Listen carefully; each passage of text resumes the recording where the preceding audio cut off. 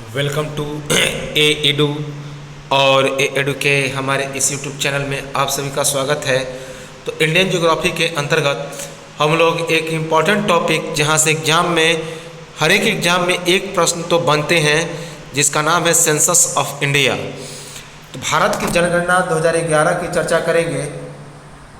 अभी 2021 की जनगणना नहीं हुई है, तो भारत की जनगणना 2011 की चर्चा करेंगे। बेहद इम्पॉर्टेंट है। हालांकि इसे करंट अफेयर्स में हम लोग चर्चा कर चुके हैं, फिर भी यह चूँकि इंडियन ज्योग्राफी का यहाँ हिस्सा है तो इसे हम लोग इसे आसानी से पढ़ सकते हैं। पूरा डिटेल में हम लोग पढ़ेंगे। तो चलिए देखते हैं। सबसे पहले जनगणना 2011। जनगणना 2011 भारत की सबसे पहले यह जनगणना जो है किस विषय का है, तो संघ सूची के अंतर्गत आता है। अर्थात यह केंद्र सरकार का जिम्मा है। संघ सूची के अंतर्गत आता है हमारा जनगणना, क्योंकि जनगणना कराने का काम केंद्र सरकार का है। अब इससे संबंधित कुछ इम्पोर्टेंट टर्म को हम लोग देखेंगे। उसके बाद 2000 आंकड़ों जो जनसंख्या है भारत की 2011 के अनुसार, जनगणना 2011 के अनुसार, उससे सभी आंकड़ों को हम लोग देखेंगे। तो सबसे पहले भारत में जनगणना की शुरुआत कब हुई? 1872 ईस्वी में। उस समय भारत के वायसराय कौन थे? Lord Mayo. तो लॉर्ड मेयो के शासनकाल में भारत में जनगणना की शुरुआत हुई, लेकिन वह एक प्रायोगिक जनगणना थी, प्रैक्टिकली थी। तो भारत में जनगणना की शुरुआत कब से मानी जाती है? 1872 ईस्वी में। उस समय भारत के वायसराय थे लॉर्ड मेयो। जबकि भारत में नियमित जनगणना की शुरुआत कब हुई?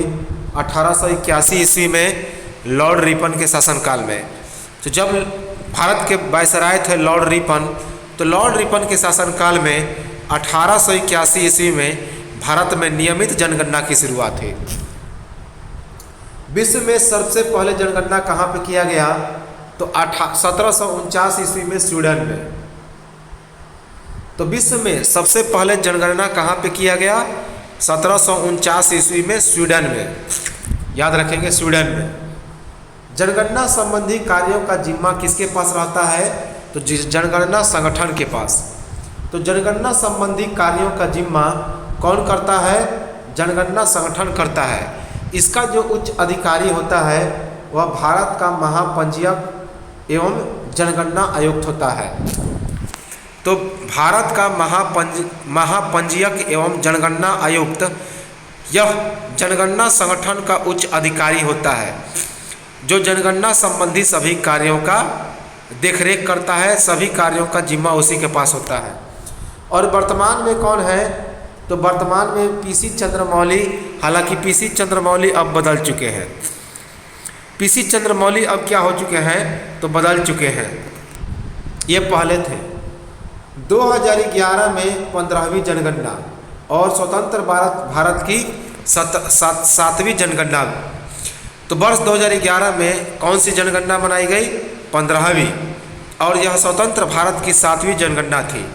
तो वर्ष 2011 में 15वीं जनगणना बनी, और जो कि स्वतंत्र भारत की 7वीं जनगणना थी। स्वतंत्रता प्राप्ति के बाद 7वां, और शुरू से लेकर 15वां जनगणना थी कौन? वर्ष 2011 की जनगणना। यह जनगणना प्रत्येक 10 वर्ष पर होती है। यह जो जनगणना होती है प्रत्येक 10 वर्ष पर होती है। तो जब 2011 में जनगणना हुई थी, तो अगली जनगणना कब हुई? कब होगी? 2021 में। लेकिन अभी तक 2021 में जनगणना नहीं हुई है, तो उम्मीद है 2022 में जनगणना अवश्य होगी। तो प्रत्येक 10 वर्ष पर जनगणना होती है, और अगली जनगणना 2021 में होगी, पर अभी तक यह नहीं हुई है। अब यह 2022 में होगी। जनसंख्या आकलन रिपोर्ट के अनुसार भारत विश्व का सबसे युवा देश है। तो जनसंख्या आकलन रिपोर्ट के अनुसार जो भारत है वह विश्व का सबसे युवा देश है। अर्थात यहाँ पे युवाओं की संख्या पूरे विश्व में सबसे ज़्यादा है।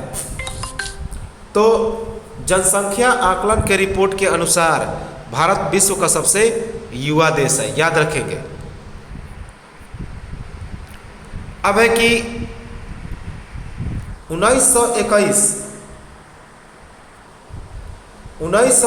की जनसंख्या वर्ष को जनसंख्या विभाजक वर्ष या जनसंख्या महाविभाजक वर्ष के नाम से जाना जाता है। तो याद रखेंगे कि 1911 से लेकर 1921 का वर्ष था, जनसंख्या वर्ष 1921 की जनसंख्या वर्ष को जनसंख्या विभाजक वर्ष या महाविभाजक वर्ष कहा जाता है। क्यों? क्योंकि इसी वर्ष जनसंख्या बढ़ने के बजाय घट गया। कितना घट गया? जनसंख्या 77 लाख कम हो गया। अर्थात जो 1911 से 1921 के बीच का जो जनसंख्या था वह -0.31%, अर्थात 0.31% में क्या आ गई? तो कमी आ गई। अर्थात 1911 से 1921 के बीच जनसंख्या कितना बढ़ा? तो -0.31%, अर्थात जनसंख्या 77 लाख घट गया। तो इसी कारण 1921 की जनसंख्या वर्ष को जनसंख्या विभाजक वर्ष या महाविभाजक वर्ष के नाम से जाना जाता है, क्योंकि 1911 से 1921 के बीच जो जनसंख्या वृद्धि नहीं हुआ बल्कि जनसंख्या कमी हो गया, जनसंख्या घट गया। कितना? 77 लाख कमी हो गया, अर्थात -0.31% घट गया। 1951 जो 1951 का वर्ष है इसे लघु विभाजन वर्ष कहा जाता है, क्योंकि इसमें भी बहुत माइनर क्या हो गया? तो जनसंख्या में कमी आया। तो वर्ष 1951 को भी हम लोग क्या कहते हैं? लघु विभाजन वर्ष। लघु विभाजन वर्ष इंपॉर्टेंट है।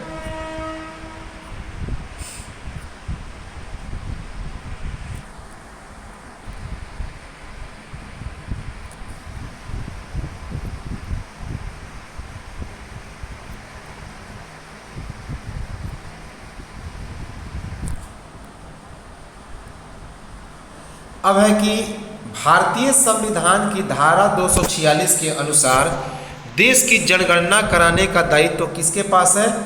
संघ सरकार के पास। अभी हमने क्या बताया कि यह जो जनगणना है यह केंद्र सूची का विषय है और जनगणना कौन कराता है? तो केंद्र सरकार, भारत सरकार। तो भारतीय संविधान की धारा 246 के अनुसार देश की जनगणना कराने का दायित्व किसके पास है? तो संघ सरकार के पास है। जनगणना की भारतीय संविधान की 7वीं सूची में क्रम संख्या कौन है? 69।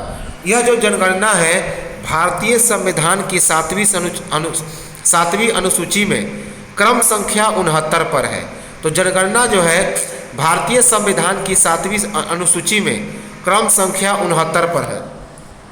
जनगणना संगठन केंद्रीय गृह मंत्रालय के अधीन कार्यरत है, जिसका उच्चतम अधिकारी जो होता है वह भारतीय महापंजीयक एवं जनगणना आयुक्त होता है, अर्थात registrar general and sanction commissioner of India.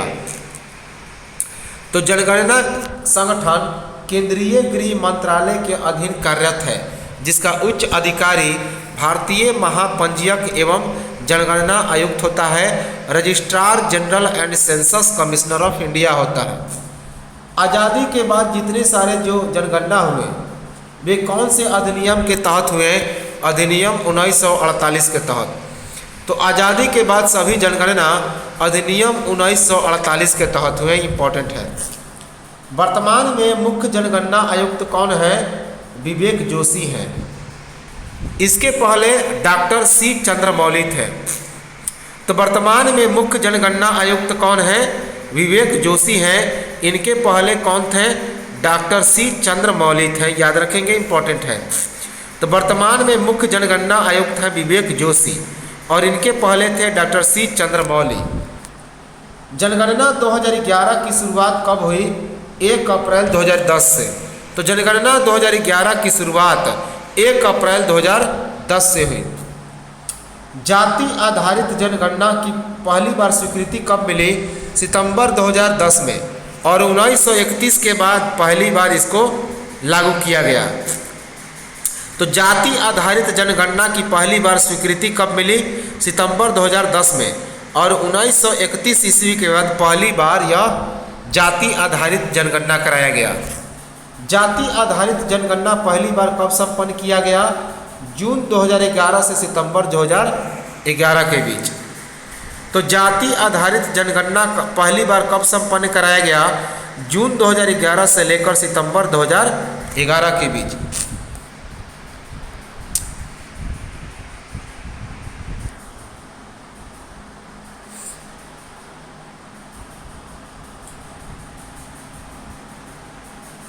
दो 2011 के जनगणना का शुभांकर क्या था?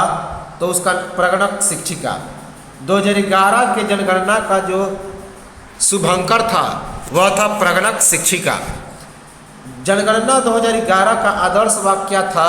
हमारी जनगणना हमारा भविष्य। तो 2011 के जनगणना का आदर्श वाक्य था हमारी जनगणना हमारा भविष्य। नियमित जनगणना की शुरुआत वर्ष 1881 के समय हुई थी और उस समय जनगणना आयुक्त कौन थे? W प्लोडेन।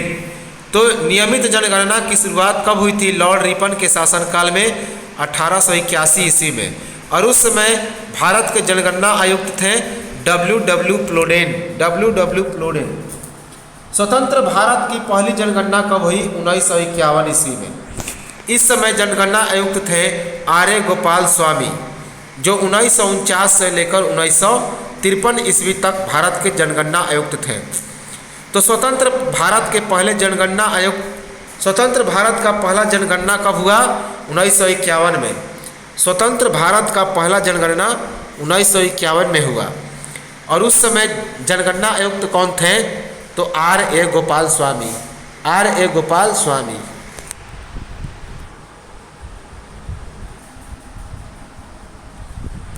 R.A. गोपाल स्वामी जो कि 1949 ईस्वी से लेकर 1953 ईस्वी तक क्या थे? तो भारत के जनगणना आयुक्त थे।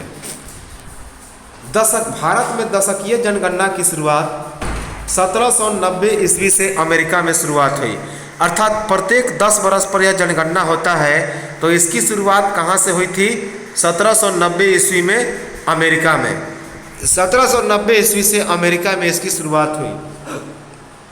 वर्ष 1801 ईस्वी में जनगणना कहाँ पे कराया गया? इंग्लैंड में। तो वर्ष 1801 ईस्वी में जो जनगणना हुई थी वो कहाँ पे हुई थी? इंग्लैंड में।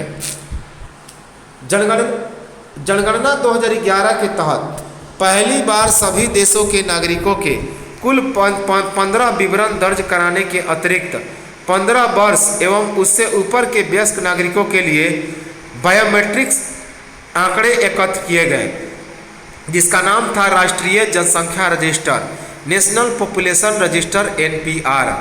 तो जनगणना 2011 के तहत पहली बार देश के सभी नागरिकों के कुल 15 विवरण दर्ज कराने के अतिरिक्त 15 वर्ष एवं उससे ऊपर के वयस्क नागरिकों के लिए बायोमेट्रिक्स आंकड़े एकत्र किए गए, जिसका नाम था राष्ट्रीय जनसंख्या register, national population register NPR। राष्ट्रीय जनसंख्या नीति 2020 के अनुसार जनसंख्या स्थिरता प्राप्त करने का लक्ष्य कब रखा गया है? वर्ष 2045 में। तो वर्ष 2045 में राष्ट्रीय जनसंख्या नीति 2000 के अनुसार जनसंख्या स्थिरता को प्राप्त करने का लक्ष्य रखा गया। भारत की जनसंख्या में सर्वाधिक औसत वार्षिक घातीय वृद्धि कब हुई? 1961 से 1971 ईस्वी के दौरान। तो भारत की जनसंख्या में सर्वाधिक औसत वार्षिक घातीय वृद्धि कब हुई? 1961 से 1971 के दौरान। जब 1961 से 1971 का जनगणना हुआ था तो उस समय सर्वाधिक औसत वार्षिक घातीय वृद्धि दर हुई थी। याद रखेंगे, इम्पोर्टेंट है।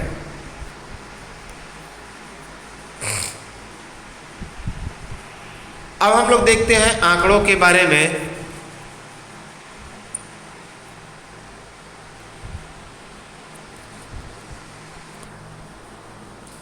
सबसे पहले है कि भारत की जनसंख्या 2011 के अनुसार भारत की जनसंख्या कितनी है?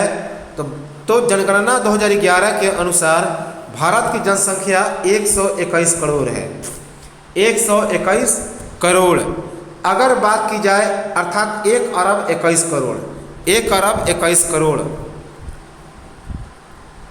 अगर पूरा आंकड़े की बात की जाए तो 1 अरब 21 करोड़ 8,54,977।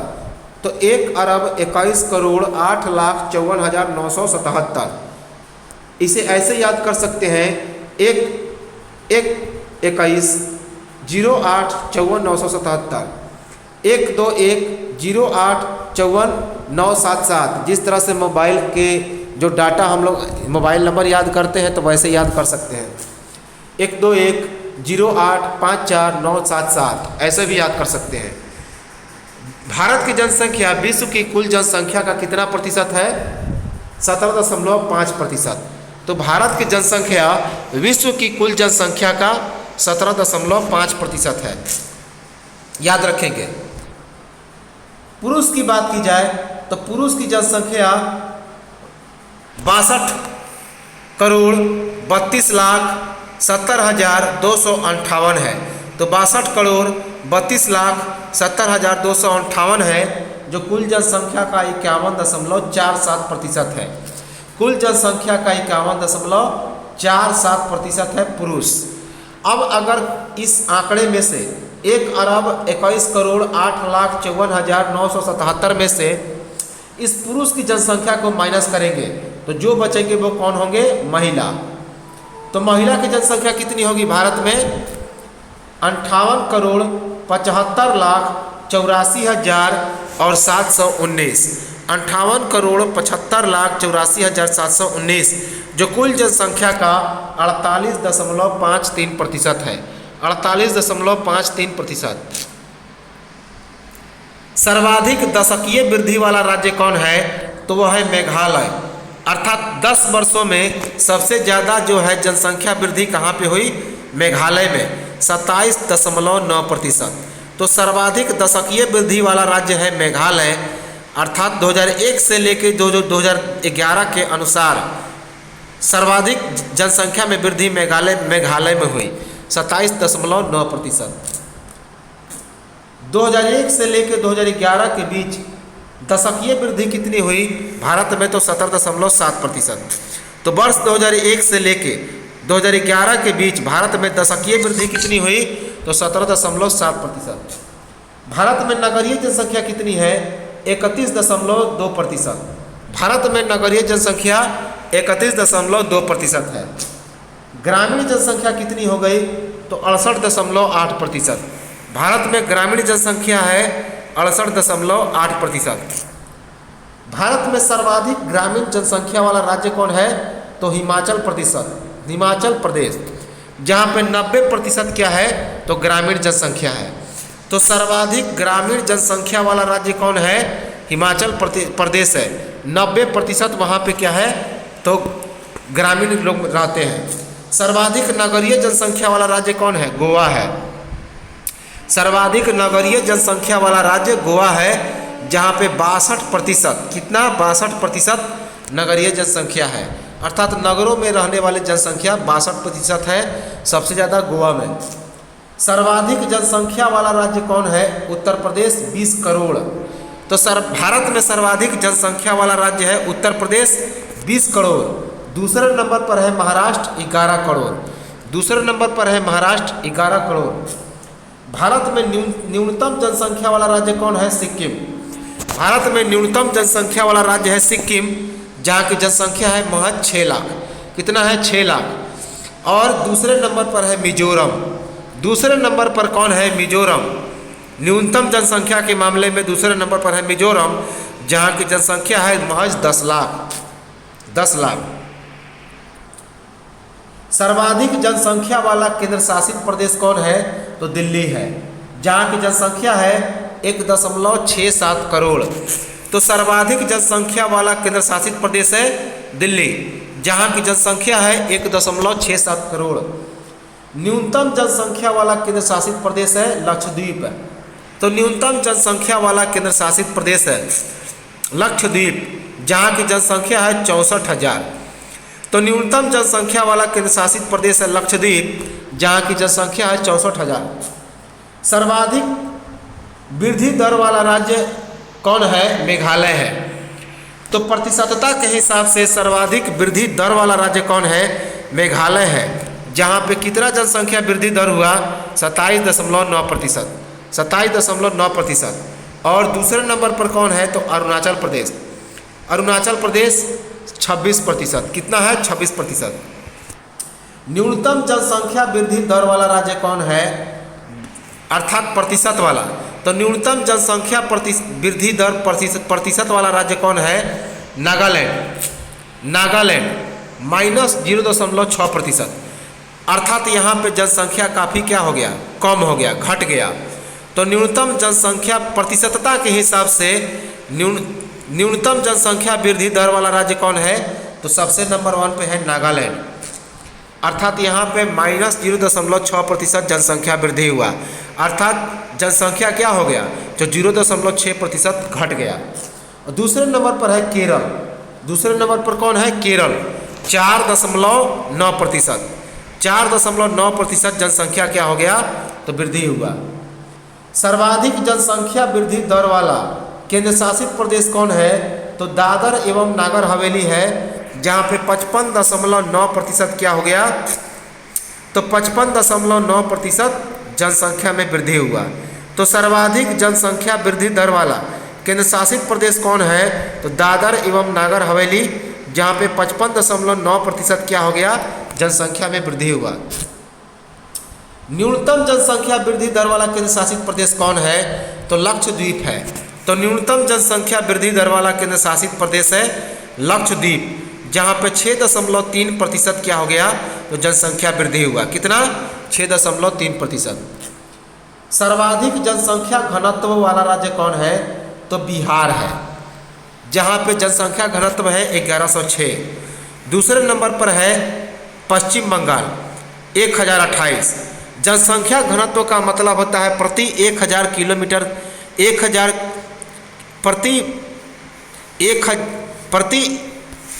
मतलब कि 1 किलोमीटर के एरिया के अंदर में जितने लोग रहते हैं उसी को उसका जनसंख्या घनत्व कहा जाता है। अर्थात प्रति 1 किलोमीटर के क्षेत्रफल में जितने लोग रहते हैं वही उसका जनसंख्या घनत्व कहा जाता है। तो भारत का जनसंख्या में सबसे सर्वाधिक जनसंख्या घनत्व किसका है बिहार का 1106। अर्थात 1 किलोमीटर के एरिया में बिहार में 1106 व्यक्ति रहते हैं। दूसरे नंबर पर है पश्चिम बंगाल, जहाँ का जनसंख्या घनत्व 1028 है। आगे अभी हम लोग देखेंगे इसके सभी सूत्र को, फॉर्मूला को। भारत का जनसंख्या घनत्व कितना है 382। भारत का जनसंख्या घनत्व कितना है 382। तो पूछा जाएगा कि भारत का जनसंख्या घनत्व कितना है 382। अब है न्यूनतम जनसंख्या घनत्व वाला राज्य कौन है तो अरुणाचल प्रदेश। न्यूनतम जनसंख्या घनत्व वाला राज्य है अरुणाचल प्रदेश। कितना 17। अर्थात प्रत्येक किलोमीटर में महज 17 लोग ही रहते हैं कहाँ पे अरुणाचल प्रदेश में। तो न्यूनतम जनसंख्या घनत्व वाला राज्य है अरुणाचल प्रदेश 17। और दूसरे नंबर पर है मिजोरम। दूसरे नंबर पर कौन है मिजोरम 62। सर्वाधिक जनसंख्या घनत्व वाला केंद्र शासित प्रदेश कौन है अंडमान निकोबार, जहाँ पे जनसंख्या घनत्व है 46। तो सर्वाधिक जनसंख्या घनत्व वाला केंद्र शासित प्रदेश कौन है अंडमान निकोबार, जहाँ का जनसंख्या घनत्व है 46। सर्वाधिक लिंगानुपात वाला राज्य कौन है तो केरल है। तो सर्वाधिक लिंगानुपात वाला राज्य है केरल 1084। लिंगानुपात का मतलब होता है प्रत्येक 1000 पुरुषों पर महिलाओं की संख्या। तो सर्वाधिक लिंगानुपात वाला राज्य है केरल 1084। दूसरे नंबर पर है तमिलनाडु 996। दूसरे नंबर पर है तमिलनाडु 996। पूछा जाएगा कि भारत का लिंगानुपात कितना है तो 943। समस्त भारत का लिंगानुपात कितना है 943। न्यूनतम लिंगानुपात वाला राज्य है हरियाणा। न्यूनतम लिंगानुपात वाला राज्य है हरियाणा, जहाँ की लिंगानुपात है 879। यहाँ पे बाहर से लड़कियों को खरीदा जाता है। अर्थात प्रत्येक 1000 पुरुष पर महिलाओं की संख्या यहाँ पे 879 ही है। इसीलिए यहाँ पे महिलाओं को बाहर से खरीद कर लाया जाता है शादी करने के लिए। तो न्यूनतम लिंगानुपात वाला राज्य है हरियाणा, जहाँ की लिंगानुपात है 879। दूसरे नंबर पर है जम्मू कश्मीर, जहाँ लिंगानुपात है 889। 889 889। सर्वाधिक लिंगानुपात वाला केंद्र शासित प्रदेश है दमन और दीव 618। तो सर्वाधिक लिंगानुपात वाला केंद्र शासित प्रदेश कौन है? दमन और दीव, जहां का लिंगानुपात है 618। 618। सर्वाधिक साक्षरता दर वाला राज्य कौन है? तो केरल है, जहां की साक्षरता है 94%। तो सर्वाधिक साक्षरता दर वाला राज्य है केरल, जहां की साक्षरता है 94%। दूसरे नंबर पर है मिजोरम, जहां की साक्षरता है 91.3%। तो सर्वाधिक साक्षरता दर वाला राज्य है केरल, जहां की साक्षरता है 94%। दूसरे नंबर पर है मिजोरम, जहां की साक्षरता है 91.3%। न्यूनतम साक्षरता दर वाला राज्य है बिहार, जहां की साक्षरता दर है 61.8%। न्यूनतम साक्षरता दर वाला राज्य है बिहार, जहां की साक्षरता दर है 61.8%। दूसरे नंबर पर है अरुणाचल प्रदेश, जहां की साक्षरता दर है 65.4%। 65.4%। सर्वाधिक साक्षरता दर वाला केंद्र शासित प्रदेश है लक्षद्वीप। सर्वाधिक साक्षरता दर वाला केंद्र शासित प्रदेश है लक्षद्वीप 91.8%। 91.8%। न्यूनतम साक्षरता दर वाला केंद्र शासित प्रदेश है दादरा एवं नागर हवेली 76.9%। तो न्यूनतम साक्षरता दर वाला केंद्र शासित प्रदेश है दादर एवं नागर हवेली 76.2%। इसके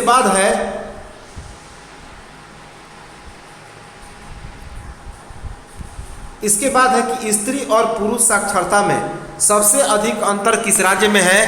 राजस्थान में। तो स्त्री और पुरुष साक्षरता में सबसे अधिक अंतर कहाँ पे है? तो राजस्थान में। राजस्थान में पुरुष जो है 79.2% जो है पुरुष साक्षर है, जबकि महिलाओं की साक्षरता है 52.1%। इसी कारण यहाँ पे साक्षरता में अंतर है 27.1%। 27.1%। भारत में एससी की संख्या अर्थात अनुसूचित जाति की संख्या है 20 लाख। भारत में अनुसूचित जाति की संख्या कितनी है? 20 लाख। अर्थात शेड्यूल कास्ट या एससी की संख्या है एससी। सबसे ज़्यादा अनुसूचित जाति वाला राज्य कौन है? चाहे यूनियन टेरिटरी में या राज्यों में, तो उत्तर प्रदेश है। तो सबसे ज़्यादा एससी अर्थात अनुसूचित जाति वाला राज्य है उत्तर प्रदेश। सबसे ज़्यादा अनुसूचित जाति वाला केंद्र शासित प्रदेश है पंजाब, जहाँ पे 31.9% क्या है? तो एससी है। तो सबसे ज़्यादा अनुसूचित जाति दर वाला अनुसूचित दर अर्थात जो प्रतिशत के हिसाब से एससी वाला सबसे ज़्यादा राज्य कौन है? तो पंजाब है 31.9%। 31.9%। सबसे ज़्यादा एसटी अर्थात अनुसूचित जनजाति शेड्यूल ट्राइब वाला राज्य कौन है? तो मध्य प्रदेश है। तो सबसे ज़्यादा अनुसूचित जनजाति अर्थात शेड्यूल ट्राइब एसटी वाला केंद्र शासित प्रदेश या राज्य कौन है? तो मध्य प्रदेश है। सबसे ज़्यादा एसटी वाला केंद्र शासित प्रदेश है लक्षद्वीप। तो सबसे ज़्यादा एसटी वाला अर्थात अनुसूचित जनजाति वाला केंद्र शासित प्रदेश है लक्षद्वीप 94.8%। भारत में अनुसूचित जनजाति की संख्या अर्थात शेड्यूल ट्राइब की संख्या है 10 करोड़। तो याद रखेंगे, इंपॉर्टेंट है 10 लाख, यहाँ पे होगा 10 लाख। तो भारत में एसटी की संख्या है 10 करोड़। ये याद रखेंगे, यह जो अनुसूचित जाति है इसकी संख्या है 20 करोड़ और एसटी की संख्या है 10 करोड़। भारत में शिशु लिंगानुपात अर्थात 0 से लेकर 6 वर्ष के जो बच्चे हैं उन्हें शिशु कहा जाता है।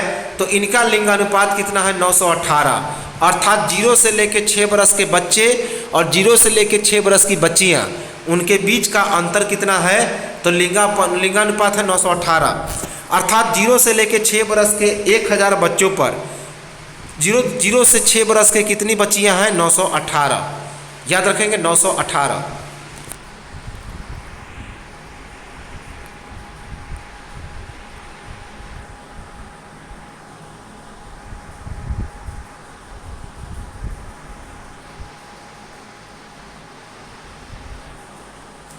अब है कि भारत की साक्षरता दर कितनी है? 73%। भारत की साक्षरता दर है 73%। भारत में पुरुष साक्षरता दर कितना है? 80.9%। भारत में पुरुष साक्षरता दर 80.9% है। सर्वाधिक पुरुष साक्षरता दर वाला राज्य कौन है? तो केरल है 96%। सर्वाधिक पुरुष साक्षरता दर वाला राज्य कौन है? केरल 96%। और अभी हमने क्या देखा कि सर्वाधिक साक्षरता दर वाला राज्य भी कौन है? तो केरल ही है। और सर्वाधिक पुरुष साक्षरता दर वाला राज्य कौन है? तो केरल है। सर्वाधिक महिला साक्षरता दर वाला राज्य कौन है? तो केरल है। तो महिला, पुरुष और समस्त मिला के सभी में साक्षरता दर सबसे ज़्यादा कहाँ पे है? तो केरल में। तो सर्वाधिक महिला साक्षरता दर वाला राज्य है केरल, 92%। कितना है? 92%। न्यूनतम पुरुष साक्षरता दर वाला राज्य है बिहार, 71.2%। तो न्यूनतम पुरुष साक्षरता दर वाला राज्य है बिहार, 71.2%। न्यूनतम महिला साक्षरता दर वाला राज्य कौन है? तो वो भी बिहार है। न्यूनतम महिला साक्षरता दर वाला राज्य कौन है? तो वो भी बिहार है, 51.5%। सर्वाधिक लिंगानुपात वाला केंद्र शासित प्रदेश है पुडुचेरी। सर्वाधिक लिंगानुपात वाला केंद्र शासित प्रदेश कौन है? तो पुडुचेरी, जहाँ की लिंगानुपात है 1037। तो सर्वाधिक लिंगानुपात वाला केंद्र शासित प्रदेश है पुडुचेरी, जहाँ की लिंगानुपात है 1037। न्यूनतम लिंगानुपात वाला केंद्र शासित प्रदेश है दमन दीव, 618। न्यूनतम लिंगानुपात वाला केंद्र शासित प्रदेश है दमन दीव, कितना है? तो 618। सर्वाधिक दशकीय जनसंख्या वृद्धि दर वाला क्षेत्र कौन है? केंद्र शासित प्रदेश है दादर एवं नागर हवेली, 55.9%। तो 10 वर्षों में अर्थात 2001 से लेकर 2011 के बीच सबसे ज़्यादा जनसंख्या वृद्धि दर कहाँ पे हुआ? तो केंद्र शासित प्रदेश दादर एवं नागर हवेली, 55.9%।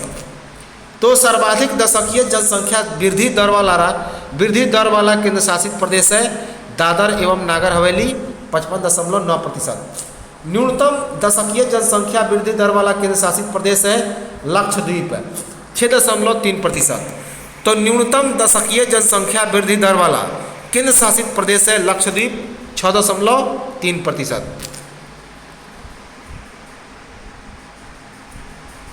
अब हम लोग कुछ फार्मूला को देखते हैं और इसके बाद यह जनसंख्या आसानी से समाप्त हो जाएगा। तो कुछ फार्मूला है, उसे हम लोग देखें। इम्पॉर्टेंट सूत्र है, जैसे कि जनसंख्या घनत्व।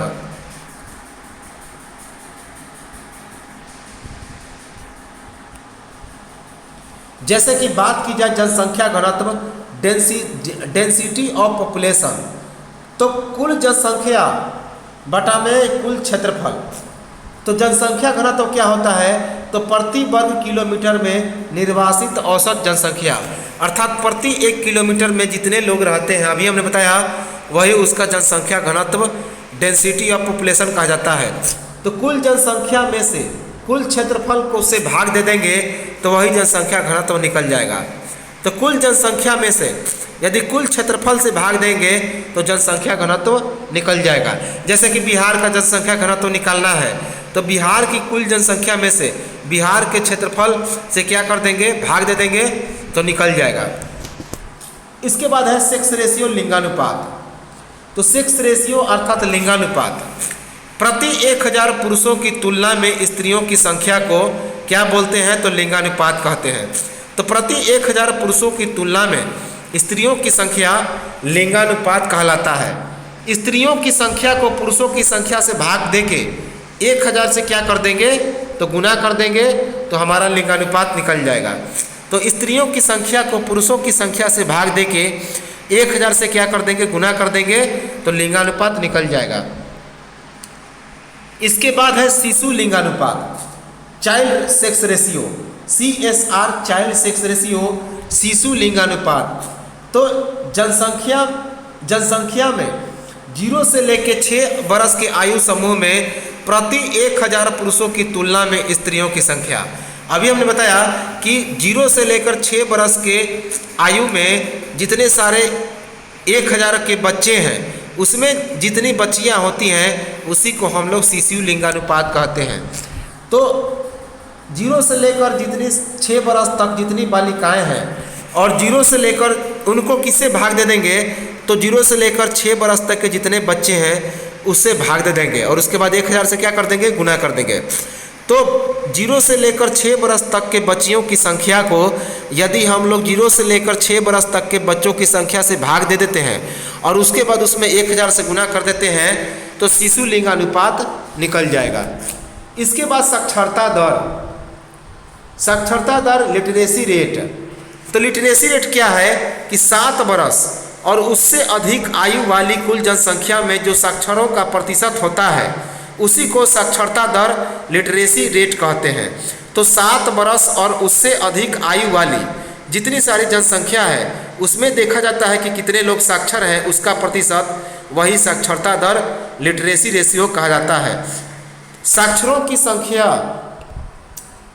की संख्या को 7 या 7 बरस से अधिक आयु वाली जनसंख्या से भाग देके 1000 से गुना कर देते हैं तो साक्षरता दर निकल जाता है। तो साक्षरों की संख्या को 7 बरस से आयु वाले जनसंख्या से भाग देके 1000 से गुना कर देते हैं तो साक्षरता दर निकल जाता है। अब है दशकीय वृद्धि दर, decadal growth rate. Decadal growth rate 10 वर्षों के बीच में जो जनसंख्या में प्रतिशत वृद्धि होती है वही दशकीय वृद्धि दर कहा जाता है। तो 10 वर्षों के मध्य में जनसंख्या में जो प्रतिशत वृद्धि होती है वही दशकीय वृद्धि दर कहलाता है। वर्तमान जनसंख्या में से पूर्व जनसंख्या को क्या कर देंगे, माइनस कर देंगे और उसके बाद पूर्व जनसंख्या से क्या कर देंगे, भाग देंगे और फिर 1000 से गुना कर देंगे तो हमारा दशकीय वृद्धि दर निकल जाएगा। तो वर्तमान जनसंख्या में से इसके पहले की जो जनगणना हुई उसकी जनसंख्या को माइनस कर देंगे और फिर उसके पहले वाली जनसंख्या से भाग देकर 1000 से गुना कर देंगे तो दशकीय वृद्धि दर निकल जाएगा। जैसे कि वर्ष 2001 में जो जनसंख्या थी और जो 2011 में जनसंख्या हुई तो इसके 2011 के जनसंख्या में से 2001 की जनसंख्या को क्या कर देंगे, माइनस कर देंगे और उसके बाद 2001 की जनसंख्या में से इस 2011 से 2001 के बीच का जो माइनस जनसंख्या हुआ उसमें भाग दे देंगे, फिर 1000 से क्या कर देंगे, गुना कर देंगे। तो हमारा वर्ष 2001 से लेके जो जनगणना 2001 हुआ और उसके बाद जो जनगणना 2011 हुआ तो इनके बीच का दशकीय वृद्धि दर निकल जाएगा। शिशु मृत्यु दर की बात की जाए तो शिशु मृत्यु दर का मतलब होता है किसी वर्ष में प्रति 1000 जीवित जन्म पर उसी वर्ष में मृत शिशुओं की संख्या। तो किसी वर्ष में 1000 जीवित जितने सारे बच्चों ने जन्म लिया उसी वर्ष में कितने शिशुओं की मृत्यु हो गई, यही शिशु मृत्यु दर कहा जाता है। तो कैसे निकालते हैं, मृत शिशु को जन्म शिशु से भाग देके 1000 से गुना कर देंगे तो मृत शिशु को उस वर्ष में मृत शिशु को जन्म शिशु से भाग देके 1000 से क्या करते हैं तो गुना कर देते हैं तो उस वर्ष शिशु मृत्यु दर निकल जाती है। उस जनसंख्या जो जनगणना है उस वर्ष में शिशु मृत्यु दर निकल जाती है। तो ये तो था हमारा जनगणना 2011, बहुत इंपॉर्टेंट था। यहाँ से एग्जाम में निश्चित तौर पे तो 1 से 2 प्रश्न तो आ ही जाते हैं, हर एक एग्जाम में इससे प्रश्न अब 2 प्रश्न तो बनने लगे हैं। तो बहुत इंपॉर्टेंट टॉपिक है, दिमाग में इसे फिट कर लेंगे। सेशन अच्छा लगा हो तो लाइक करें, कमेंट करें, शेयर करते रहें ताकि अन्य लोगों को भी इसका फ़ायदा हो और जो लोग इसमें नए हैं वो लोग सब्सक्राइब कर लें ताकि इस तरह की जो इम्पोर्टेंट वीडियो है, बेहतरीन वीडियो आपको मिल सके। तो चलिए मिलेंगे हम लोग नेक्स्ट वीडियो में, तब तक नमस्कार, जय हिंद।